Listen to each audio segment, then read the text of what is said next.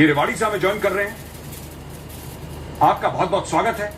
बहुत अच्छा लगा, बड़ी फख्र की बात है हमारे लिए कि आप हमारे शो में आए। और हमारे साथ हैं lieutenant general Sanjay Kulkarni sir. Sir जय हिंद, आपका बहुत स्वागत है। और ये रामचंद्र साहब और निहाल सिंह साहब, ये दोनों 13 कुमाऊं के हैं। जनरल संजय कुलकर्णी 4 कुमाऊं के हैं और आज की शो का एंकर 17 कुमाऊं का है। So sir, a small little regimental get together here, I think बनता है इतना, तो एक एक रेजिमेंट होने का फायदा होना चाहिए सर। मैं जाता हूं कैप्टन रामचंद्र यादव साहब के साथ। अब एक बात बताइए, रजांगला की लड़ाई के बारे में जो लोग बात करते हैं, हमने तो पढ़ा है किताबों में और हम सोच भी नहीं सकते। आप उस समय बहुत यंग थे, आपकी कोई खास उम्र थी ही नहीं उस वक्त, नए नए आए थे आप फौज में, और मैं आपसे मिला भी था रानीखेत में, अगर आपको याद होगा। आप एक बात बताइए, उस रात को क्या माहौल था साहब, क्या माहौल था उस रात को? क्योंकि लोग चीन की बात करते हैं, मैं उनको बताना चाहता हूं कि जब असली लड़ाई हुई तो कैसे लड़ी, और रजांगला के जो वीर अहीर थे उन्होंने कैसे वो लड़ाई लड़ी, उस माहौल के बारे में थोड़ा सा बताइए हमें।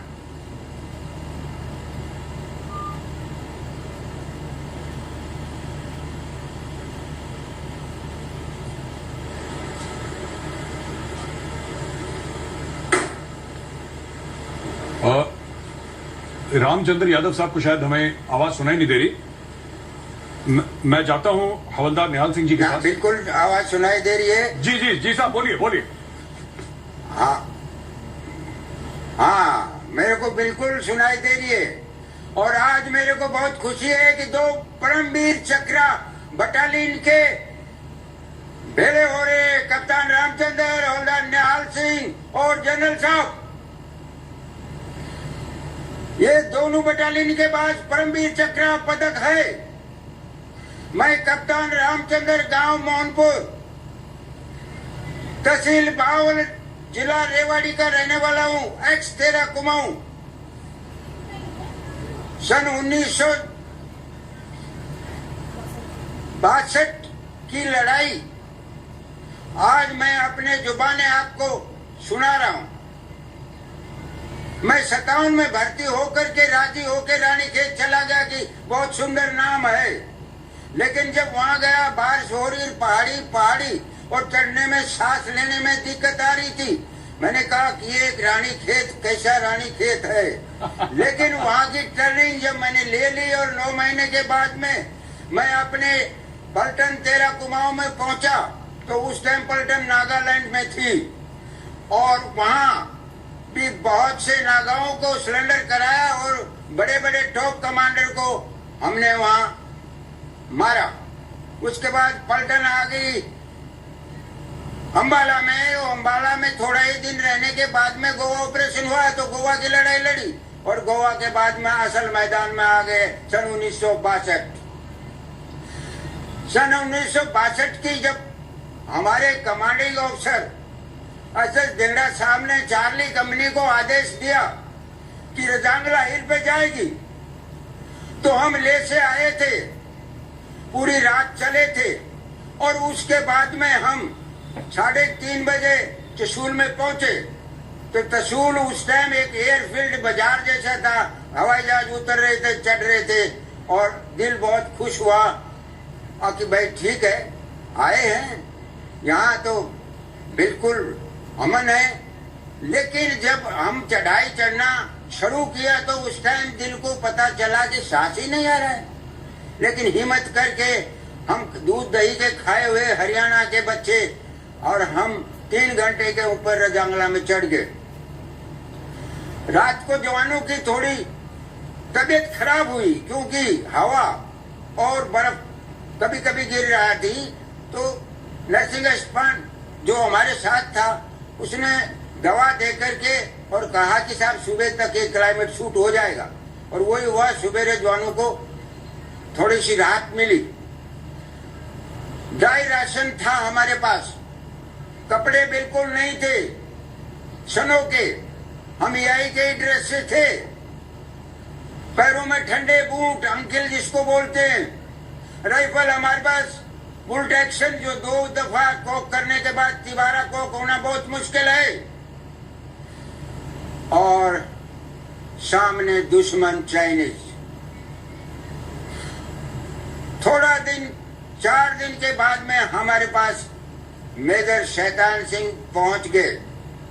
टैक्टिस के माहिर देवता, भाई को भाई की ही आवाज से बोलना, कितने प्रेम से कंपनी कमांडर जवानों के साथ मिल भूल गए कि 2 दिन के अंदर ही पूरा लेआउट को सेट कर दिया। नाम शैतान, लेकिन मेरे साहब एक महान देवता थे, क्योंकि हर हमेशा भाई के अलावा शब्द निकलता ही नहीं था उनसे। जवान इतने खुश थे कि जितना काम बताते उससे ज्यादा डिगिंग तैयारी कर लेते थे, और तैयारी करते और 17 तारीख को एक आदेश आया था कि कंपनी पीछे हटेगी। और ये आदेश जब मेरे साहब के पास पहुंचा तो मेरे साहब हक्का बक्का रहेगा कि भाई रामचंद्र ये कैसा होगा। मैंने कहा साहब ये तो आदेश तो आ गया है कि हमारे को पीछे हटना है, लेकिन पीछे हटे तो कहाँ जाएंगे। ये जो रजांगला दर्रा है एक ऐसा दर्रा है, अगर इसको रोक के रखेंगे तब तो हम कामयाब हैं, नहीं तो पीछे गए तो पीछे ही है पीछे। तो बोलो क्या याद है, मैं बोलो प्लाटून कमांडर से पूछ लो, पोस्ट को तो नहीं छोड़ेंगे। और वही हुआ, हर प्लाटून में जा करके मेरे साहब ने बात करी तो बोला साहब हम पोस्ट को नहीं छोड़ेंगे, हम मर जाएंगे लेकिन पोस्ट को नहीं छोड़ेंगे। ये मैसेज पीछे भेज दिया। हमारे ब्रिगेड कमांडर थे उस टाइम 114 के टीसी रहना ने कहा कि ठीक है अगर ट्रूप्स कहता है तो जमे रहो। और जब 17 तारीख को हमारे ओपी ने खबर दिया दिन भर के आके कि भाई चाइना की करीब 20-22 गाड़ी आई हैं और उनमें ट्रूप्स हैं, और 13-14 गाड़ी ऐसी आई है जिनके पीछे आरटी की गने जुड़ी हुई हैं। ये हमने मैसेज दे दिया था अपने कमांडर साहब को। जी रामचंद्र साहब ने बोला ठीक है। जी रामचंद्र साहब एक मिनट, मैं माफी चाहूंगा, मैं हवलदार निहाल सिंह जी के पास जाना चाहता हूं। हवलदार निहाल सिंह जी आप बताइए, जब चीनी चढ़ दौड़े, जब चाइनीज ने अटैक कर दिया, फिर आप लोगों ने क्या करा? जब चाइनीज ने अटैक किया तो हमारे तीनों बटालियन और ट्रेंच मोटर और कंपनी हेडक्वार्टर, मेजर साहब ने अपना कंपनी का लोकेशन इस तरह से फिट किया हुआ था कि भाई चीनी जो है इन रास्तों से इन पहाड़ों पर से चढ़कर आ सकता है। उन्होंने अपने हिसाब से कंपनी और अपनी ट्रेंच मोटर और प्लाटून हेडक्वार्टर ये 4 हिस्सों में 5 हिस्सों में बांट कर रखा था कि भाई किसी साइड से भी दुश्मन आ जाए तो उसको देखते ही और गोली मारो और वो आगे आ ही ना सके। एक बात बताइए मुझे निहाल सिंह जी, एक बात बताइए मुझे निहाल सिंह जी, एक बात बताइए, उस रात को कितनी चीनी लाशें बिछाई आप लोगों ने? 17 और 18 की रात को कितने चीनी काटे?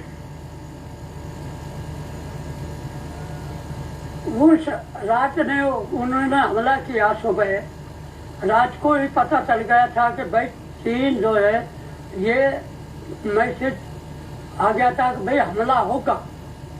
तो जब चीन ने हमला किया तो हमारे पहले उनका बम्बार्डमेंट आया था, शुरू में बम आए और फिर हमला किया।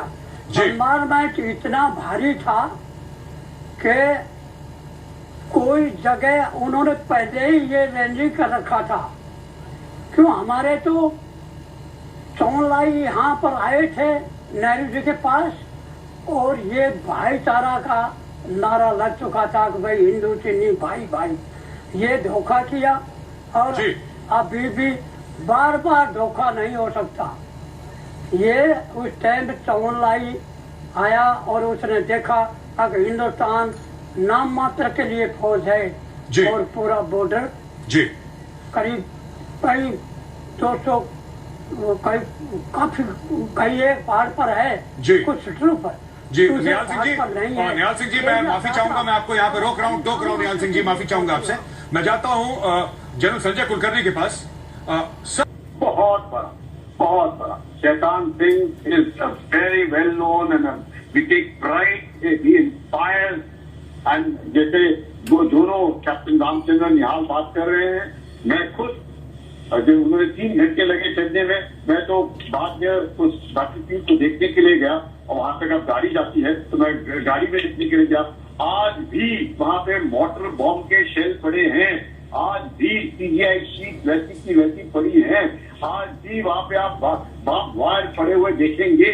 तो मैं समझ सकता हूँ ये जो कह रहे हैं ये किस तरीके से घटना घटी होगी। और जिस तरीके से इन्होंने मोर्चे खोद के रखे थे वैसे ही मोर्चे वहां पर अभी भी बने हुए हैं। मतलब आप जंगलामा जाएंगे तो वाकई आपके रूंगटे खड़े हो जाएंगे कि किस तरीके से अपने वीर हीरो ने किस तरीके से वहां पर लड़ाई लड़ी, किस तरीके से हज़ार दुश्मनियों को गिराया। ये बहुत बड़ी बात है। और जो इस बात के बारे में बात करें, ब्रिगेडियर रायना जो NBC जो ब्रिगेड कमांडर थे, ये letter became the chief of the army staff, उन्हीं की मतलब वो भी कुमाऊं रेजिमेंट के पलटन भी उनके नीचे 13 कुमाऊं वाले आए, उनको साथ मिला। सर मैं तरीके से इन्होंने काम किया। मैं यहाँ पे आपको इंटरप्ट करी कि जमीनों के रहने वाले इन्होंने कभी लद्दाख जैसे ऊंचे पहाड़ नहीं देखे थे, लेकिन लद्दाख ने भी इनके जैसा ऊंचा हौसला नहीं देखा था। बहुत बहुत धन्यवाद। आप सबको माफी चाहूंगा, बहुत छोटा सा हमारा प्रोग्राम था, लेकिन आप जरूर देखिएगा, एक लंबा प्रोग्राम रिजांगला के ऊपर आने वाला है, जब आप सुनेंगे मेजर शैतान सिंह भाटी और उनके शेरों की कहानी। अब यहां पे यहीं खत्म करते हैं हम और